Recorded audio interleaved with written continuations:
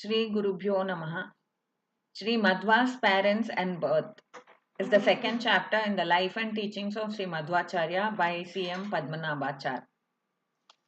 In the chapter 1, we were introduced to the different commentaries or the different books existing regarding the life and teachings of Acharya Madhwa.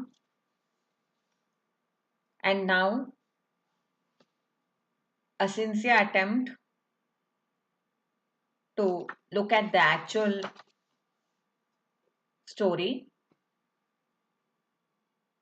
through Madhwa eyes is a better word to say. Because we saw that one Mr. Iyer had written about Madhwa, but his devotional fervor towards Madhwa is lacking. So whatever he was portraying did not actually portray the true life of Madhwa, but mostly very biased. Shri Madhwa's parents and birth. The country lying to the west of the Western Ghats, from beyond Bombay to Cape Comorin, comprised the ancient kingdoms of Konkana, Kannada, and Kerala. The Konkana abutted on Maharashtra country, whose capital was Daulatabad. The language which the Konkan people speak even now is a dialect of Marathi. Kannada consisted of the modern North Kannada and South Kannada, the former being included in the present Bombay Presidency and the latter in the Presidency of Madras. Kerala was the southernmost strip, including the modern British Malabar and the native states of Cochin and Travancore. South Kannada is the district with which we are most concerned as the native land of Sriman Madhwa Muni. In this district, the taluk of Udupi is, for the same reason, a holy region for every person professing the Madhwa faith. So here we came to look at the exact geographical location of the place of birth of Madhwa. It is a part of South Kannada in the district of Udupi. It is difficult to say whether Udupi was in the Middle Ages a place of any historical or political importance. The province of Kannada seems to have been under the sway of Vishnuvardhan, the great Vaishnava king who was converted by Sri Ramanuja. It is learned that this king broke the power of the Chalukyan rulers in this part of southern India. The Bairasu Odias of Mysore held sway in 2050 AD and flourished till 1336 AD when their kingdom became submerged in the rising empire of Vijayanagar. The state that Mr. Sewell refers to as a forgotten empire and Mr. Surya Narayan Rao as the never to be forgotten empires of this peninsula. So here we see that we are not sure about what is the actual status of Udupi during the historical in past times during the Middle Ages. What was the historical importance? We cannot say. But the province of Kannada was actually ruled by one king named as Vishnuvardhana, who was a disciple of Ramanuja.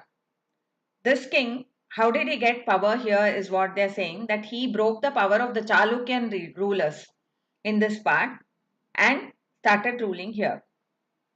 Then the Wadiyars of Mysore, they held sway from 2050 AD to 1336 AD. After that, their empire was taken over by the Vijayanagar Empire. The Chandragiri River that runs between Bekal and Kasargod in South Kannada was the southern boundary of the ancient Tuluva kingdom.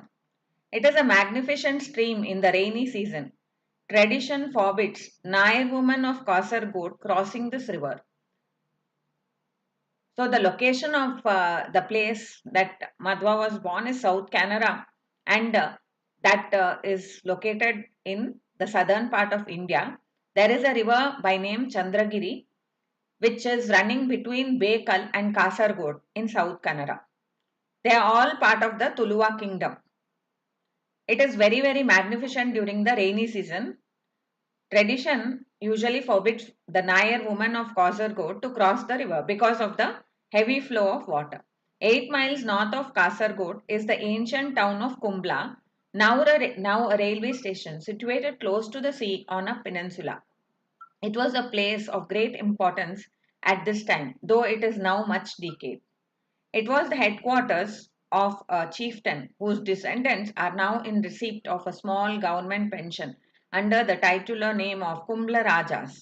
Udupi and Mangalore were probably the immediate rule of this chieftain, Mangalore being only about 22 miles north of Kumbla. So the location of Mangalore is being told here, and it was under the rule of the Kumbla Rajas for a period of time. After that, during the British rule, they were just given some kind of title of one kind of government pension. The location of Mangalore is 22 miles north of Kumbla. At the time of our history means at the time of the birth of Acharya Madhwa, one Jaisimha was the Kumbla ruler. He came into contact with Sri Madhwa in the latter part of the Guru's life and was evidently a great admirer of the teacher. Among the communities that played a great part in the history of the times, the Jains seem to have been very prominent. Their Bastis, Bettus, and Stambas furnish eloquent testimony to the vast influence they wielded. The Karkal statue of imposing height and weight, said to be 41 feet high and 80 tons in weight, is a striking item of proof. The Mudbidri temple of 1,000 pillars is a magnificent monument of their architectural skill. The pillar at Hale Angadi, towering 50 feet high, is a remarkable specimen of the kind, unsurpassed for delicacy of workmanship. Similar statues of colossal height and weight speak volumes for the dominating influence that this community possessed in Sri Madhwa's time and for some centuries later. So here we are told about how the Jains had a lot of influence in that area, and they had a lot of huge constructions, like they had statues and as well as towering, they had pillars and temples with high good quality architecture. So this dominating influence of the Jains was very much prevalent during Madhwa's time. The Brahmin communities of the west coast are generally classed as Konkans, Saraswats, and Shivali sects. The Shivalis are Tulu speaking Brahmins, and it is with these that we are most concerned in the present narrative. So, here we are trying to find the location of Acharya Madhwa's geographical presence, where he was born, and what is the lineage of his family. So, among the Brahmin communities of the west coast are the Konkan, Saraswat, and Shivali sects. Among them, the Shivalis are the Brahmins whom we are concerned with, because they are the Tulu speaking Brahmins who are the lineage from which Acharya Madhwa came. Shivali is an alias for Udupi, otherwise known as Rajata Pitapuram. These names are derived from the deities of the two ancient temples in this town. The temples of Chandramaulishwara and Ananteshwara both face the east, one being in the front of the other. These two were the most important prominent features of old Udupi before Sri Krishna's temple came into existence in Sri Madhwa's time. So Shivali is nothing, the name Shivali itself is Udupi, and its other name is Rajatapita Puram. These names are actually derived from the two ancient temples which we see even today. One is the Chandramaulishwara temple and then other one is Ananteshwara temple. Both of them are facing east. One behind the other. First, when we look at it after we come out of the Udupi temple, we see to the right of us, east facing is Ananteshwara and to the left is Chandramaulishwara. So, Udupi became famous for Sri Krishna's temple later, that is after Madhwa installed the idol of Krishna. Before that, it was well known for these two temples. Udupi is a short designation for Chandramaulishwara Udupa, being the Sanskrit word for the moon. In the temple of Ananteshwara, the deity is seated on a pedestal of silver. Hence, the town is known as Rajata Pita Pura. Shivali is a corrupt form of the Canarese expression Siva Belli, the silver of Siva, in allusion to the silver pedestal aforesaid. So here they are trying to tell us how this name got attached to this particular part of geography, Udupi.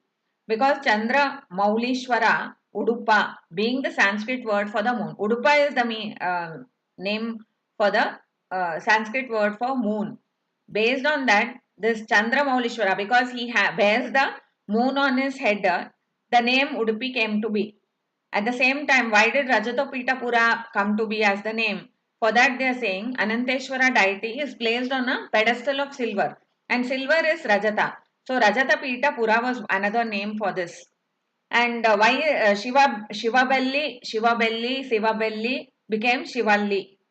It is a matter of for conjecture whether the Shivalli Brahmins of the period prior to Shri Madhwa's avatar were Shaivites, pure and simple, or belong to the subdivision of Brahmins known as the followers of the Bhagavata Sampradayam.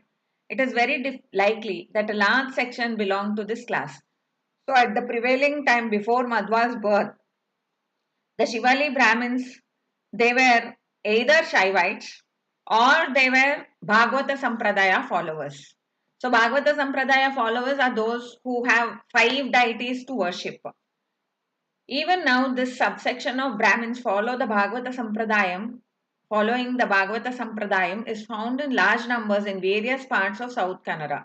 They represent the transition stage between the Saivite and the Vaishnavite. Their chief tenet is that Shiva and Vishnu are deities of equal greatness. They wear namams in gobi mud or sandal in a manner quite similar to Madhwas, without using the metallic seals which alone distinguish them from Madhwas. So here we see that those who are from the Bhagavata Sampradaya, even today they exist in that same area. Many people, they worship Vishnu and Shiva to be equal, and they have the custom of wearing the nama with the Gopi Chandana, but they do not wear the Shankha Chakra Gada Padma Mudras. It is important to know that except in the shrine of Sri Krishna, which was founded by Shri Madhwa, all the temples of Udbi and the neighborhood possess lingam as the idol of worship. Nowhere is there an image of Vishnu, such as the ones we find in the plenty in the districts of the east coast. Tradition and local Puranas call some of these lingams representative of Vishnu and others as those of Shiva. Ananteshwara is believed to be a Vishnu temple, though the idol is a lingam. Tradition says that it is the god Parashurama himself that took his seat on the silver pedestal. So, this is one important thing that we notice in this particular geographical area of India. More temples are there which have the main idol to be in the form of a linga. Whereas in the east coast, we find temples dedicated to Vishnu with different rupas of Vishnu's avatars like Narasimha, Varaha, and Sri Ranganatha, such. But we don't find that in this area. In this area, we have the shape of a linga only, like Ananteshwara. So, but it is believed that Parashurama, which is who is an avatar of Vishnu, took his seat on this silver pedestal.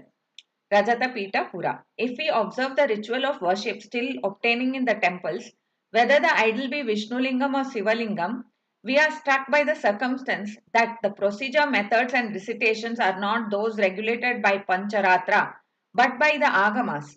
Siva Sahasranama is resorted to in these so-called Vishnu temples as often as Vishnu Sahasranama. Little temples dedicated to Bhutas form the adjuncts of almost every temple in this district. These Bhutastans are telltale remembrances of devil worship characteristic of aboriginal fetish. It is no other district In no other district is the worship of family spirits and temple bhutas so largely in vogue.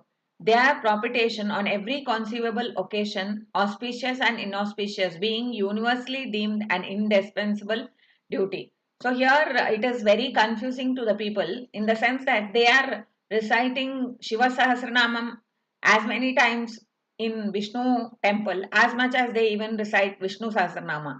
So they are not really sure of what they are actually worshipping is what I feel that is obvious. And not only that, in all these temples at the corners, adjuncts, you find smaller sanctums which are dedicated to bhutas.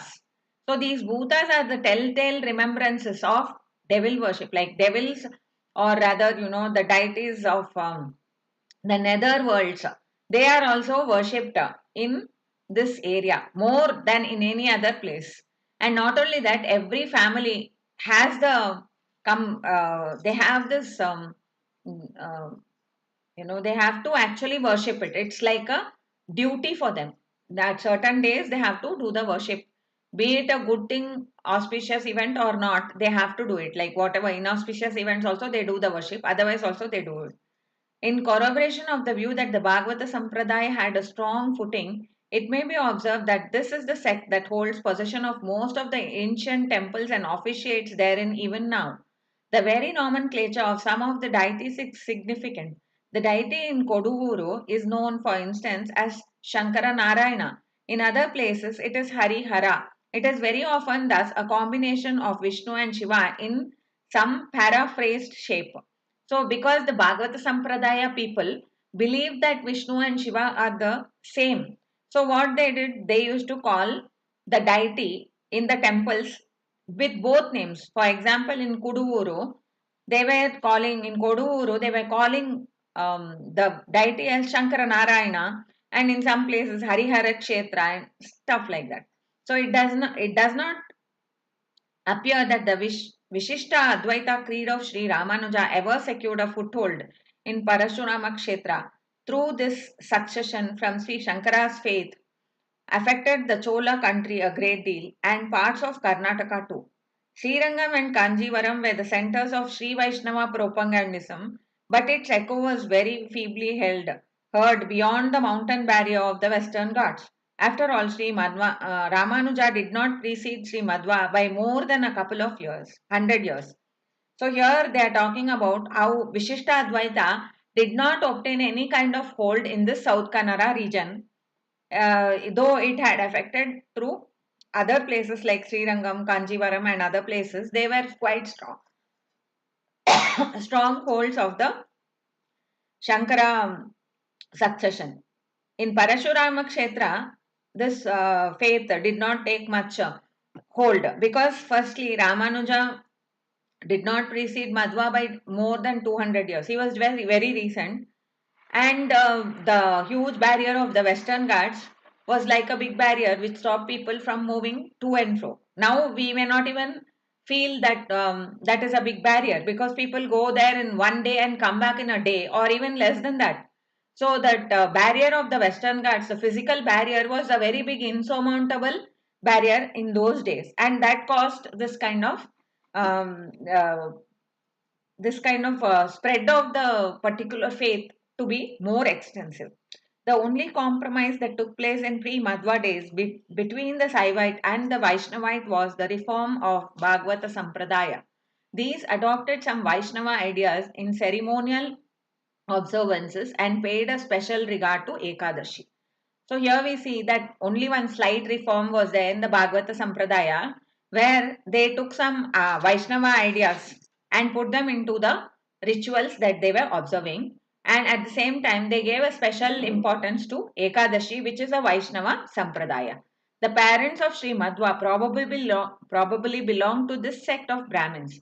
Madhyageha, the father of Sri Madhwa, was a pious Brahmin who had scrupulously learned that all that the fashionable orthodox literature of the day had taught him. He had studied the Vedas and Vedangas with care and assiduously swallowed all the philosophy that a liberal scholarship was bound to devour. So, what the background of Madhwa's family is being told here, that Acharya Madhwa's father must have belonged to this people. That means the Bhagavata Sampradaya with a more importance towards the Vaishnavism. Such kind of family was Madhyageha, the father of Sri Madhwa. He was a pious Brahmin and he was very, very keen, earnest learner, and he taught whatever could be learned through the available literature, orthodox literature. He learnt it. Orthodox means through the lineage, what has come. He used to study them in detail and swallow them. Swallow them means he used to retain them.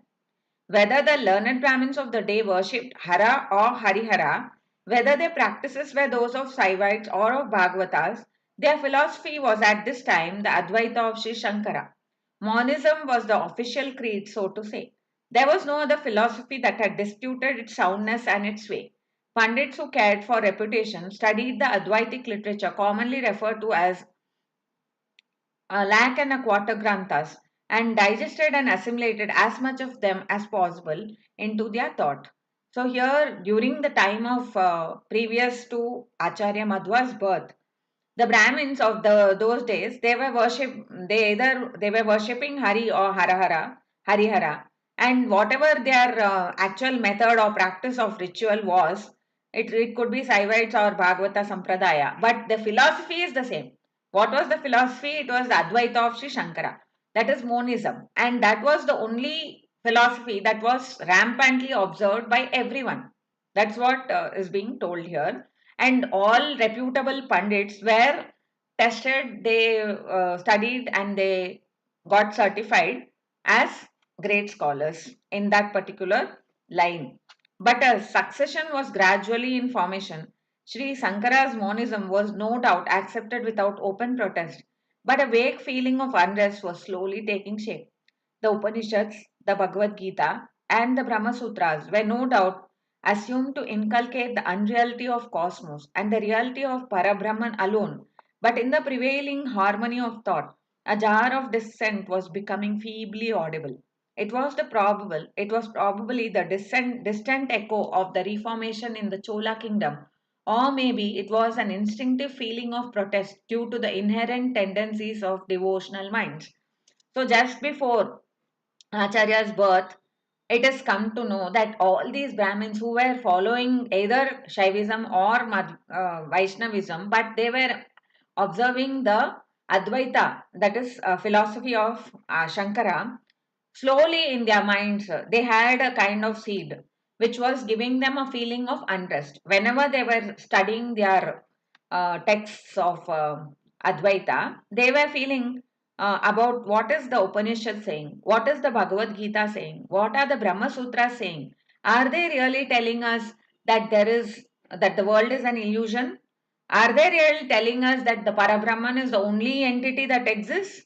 This is what is the dissent that started in the minds of the Brahmins, and it could be that the slow breeze from the Chola kingdom, where the Vaishnavism was at the peak, must have come to this South Canara, and the devotional tendencies inside the minds of these um, scholars started pricking when they were told that this world is not real. There's no only one God is the only reality, and there are no type of different persons or jivas.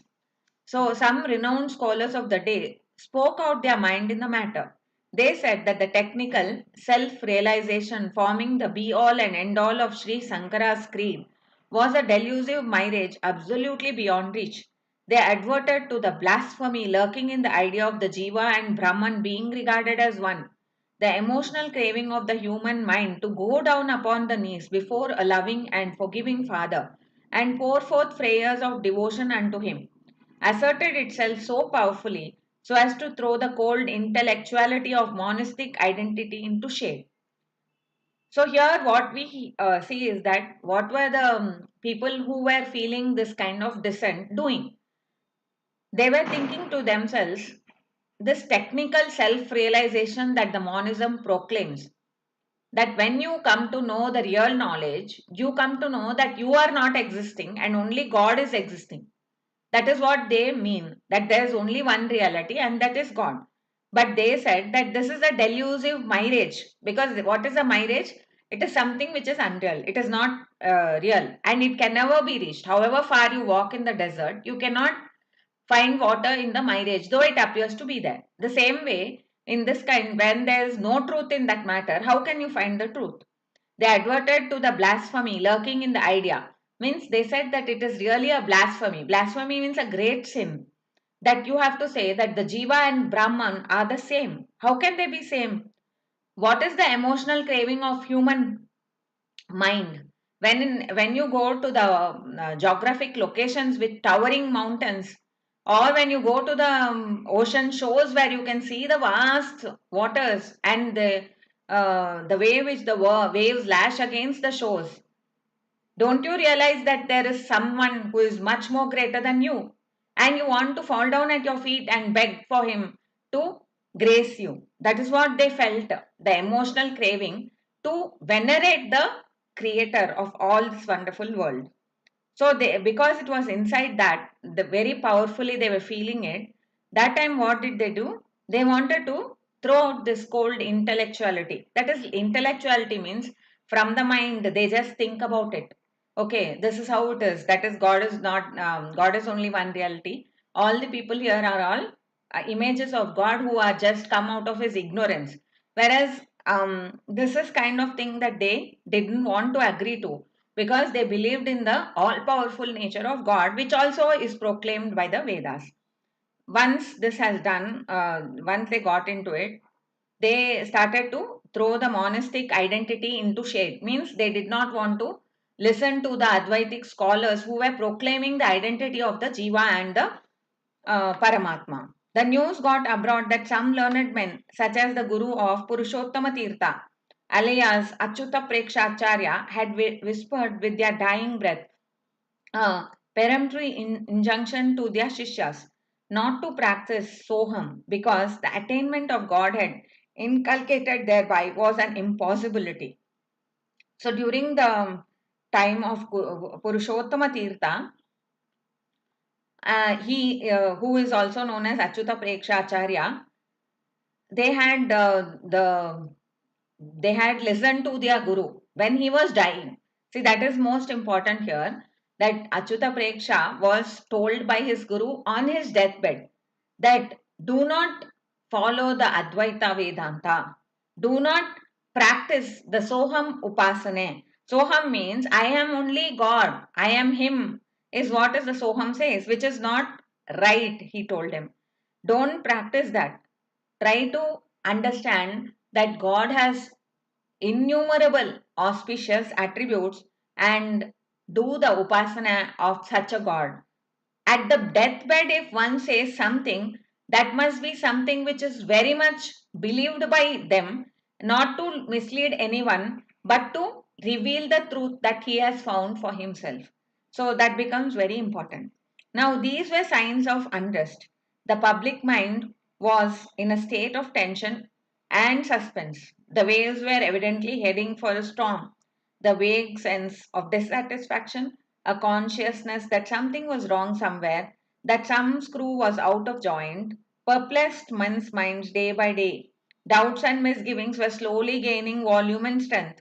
Mental struggles, vague contritions, or inaudible whispers and secret sighs were developing slowly but surely into shape to prepare society to welcome a Luther. So here there was a lot of unrest in that area, where the revelation in the minds of the devotees where that the Advaita may not be the real truth. There must be something more, and that this world cannot be really unreal, or that Paramatma is just like another Jiva. So they all did not want this to be the truth also, and they had in their heart of hearts that this is not the truth and God must be someone supreme. So that unrest started becoming to a peak.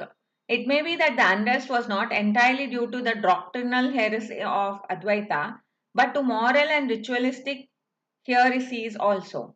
It may be that the land where the Jain flourished with his mission of inoffensiveness to animal life regarded cruelties in sacrifices and excesses in Shakti worship with horror and longed for change. Anyhow, the old order of things wished for a change, yielding place to a new.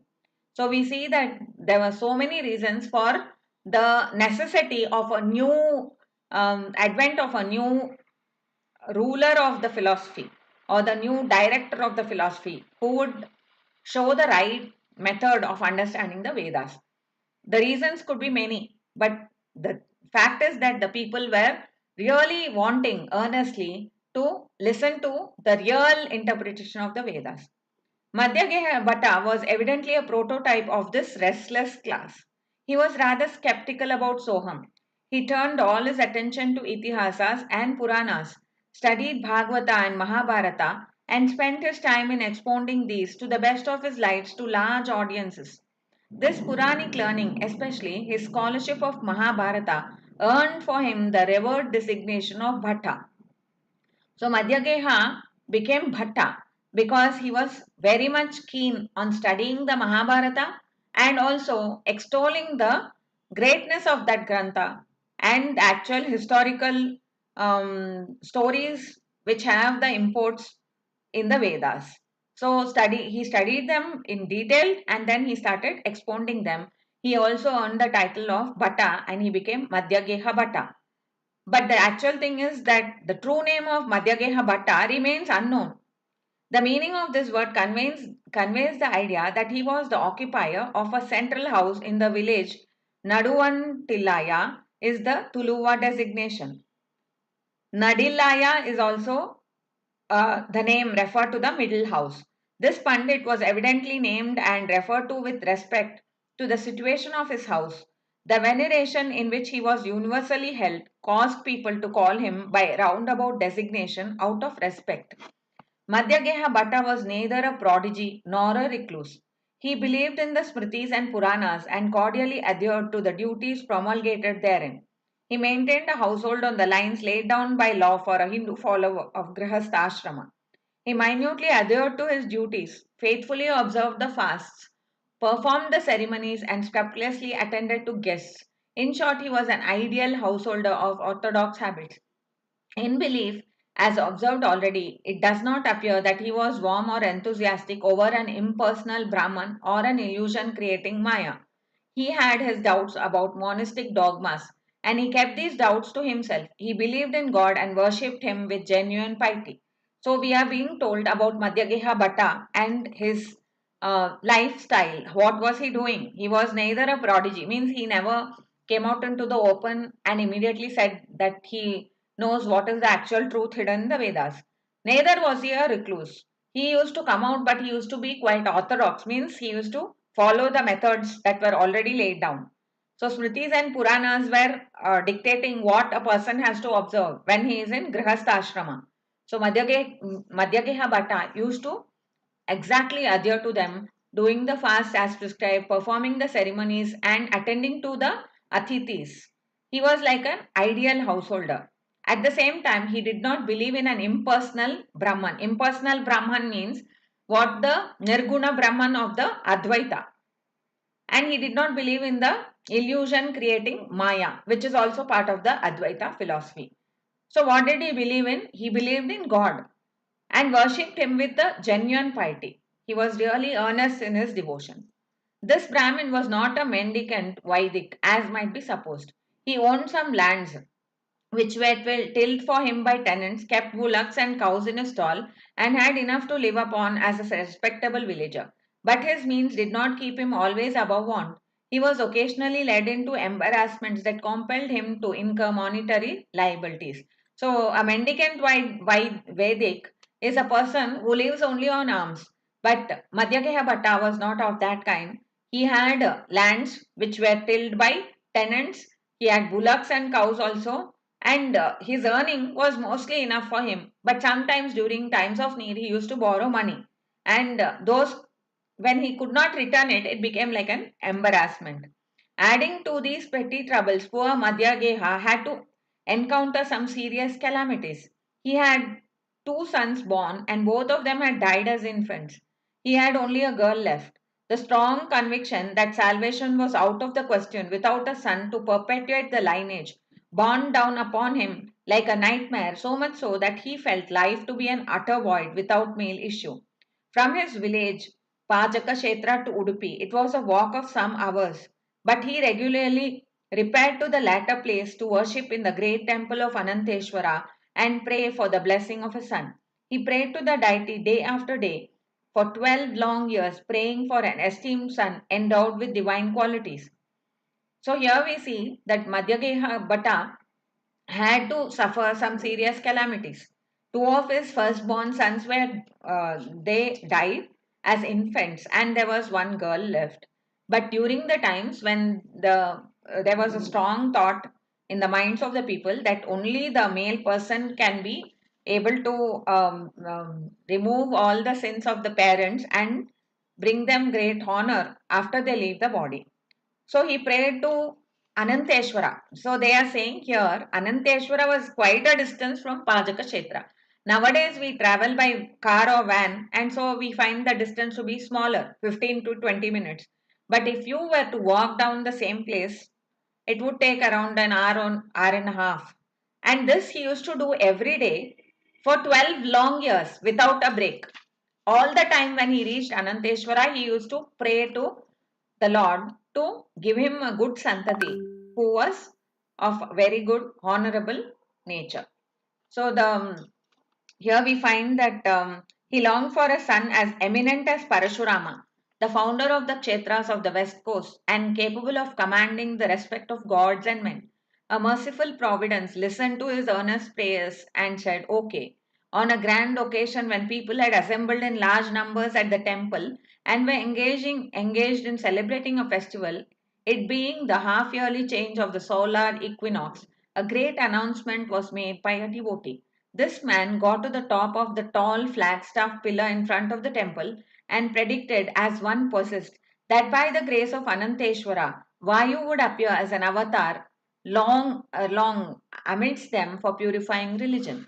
So here we see that his prayers, which were so earnest, were heard by the Lord, and by the grace of that Paramatma, during the festivals in the Ananteshwara temple, one man was selected to climb up onto the tall flagstaff and proclaim that this place there will be the avatar of Vayu, and not much long to wait. So that was very much sought after news for all the people gathered there. This was indeed gratifying news. To Madhyageha, who understood the message as a reply to his ardent prayers, the announcement was particularly gratifying. To all good people and true, the news was an assurance of better times to come. For, as already stated, there was evidently unrest everywhere, a general feeling of vacuity in respect of God. The time seemed to demand with an insistence that compelled attention, with an earnestness that the God themselves could not ignore.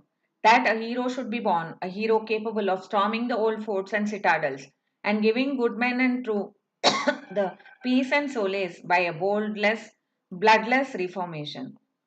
So here we have to stop today and we will continue in the next session. So we have come to the place where there is an announcement about the avatar of Vayu being born in this geographical place called Udupi. And he would be the cause for the reformation. Reformation is something, the method of doing puja, the beliefs of the people, the way they do their rituals, everything is going to change. Reforms means to change what is the norm at presiding at that time, that will be totally changed. So that is going to be bloodless, means there is not going to be any war, but there is going to be a reformation.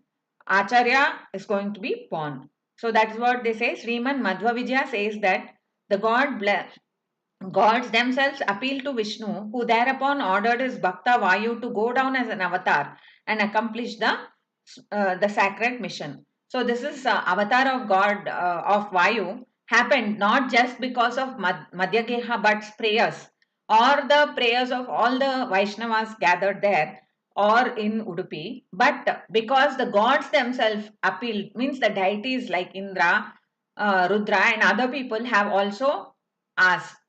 अस्याविष्कर्तु कामं कलिमल कलुषे अस्मिन् जने ज्ञानमार्गम वंद्यम चंद्रेन्द्र Rudra द्युपणि वयोः. So these are all the deities who prayed for the clarity of thought, clarity of knowledge to Paramatma, and he sent Vayu to be born among the people as the son of Madhyageha Bhatta, which we will look at in the next session. The page number is 20 for those who are having the book. ಶ್ರೀಕೃಷ್ಣಾರ್ಪಣಮಸ್ತು. Hare Srinivasa.